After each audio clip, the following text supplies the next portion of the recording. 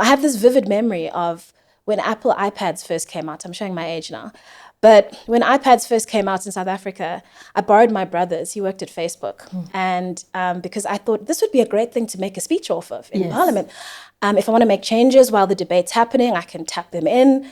And then it'll be ready in front of me. I don't have to print it, right, in my office. I don't have to run out. So I took it into the house with me. And as my turn came up to give a speech in a debate, one of the whips rose on a point of order. What is that device? And I was like, oh, honourable member, it's an iPad. And he was like, you can't have these things in the house. And like there was a whole debate about how on an iPad I was bringing in like technological spy craft, whatever. It's in the records.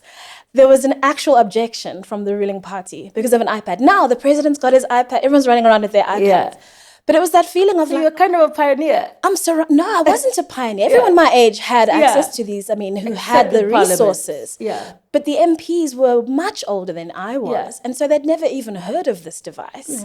And their immediate response was like, this thing is a danger to the institution. Now parliaments have Wi-Fi and all sorts. But at the time, just because they had never heard of it before, it was dangerous, it was not allowed. I must go and fetch my papers from my office. Anyway, I survived that motion and I was able to give my speech.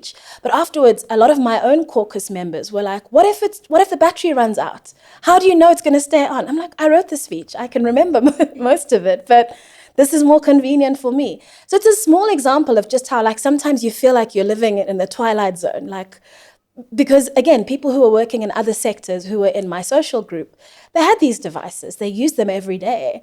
But in politics, it was seen as this like quite dangerous.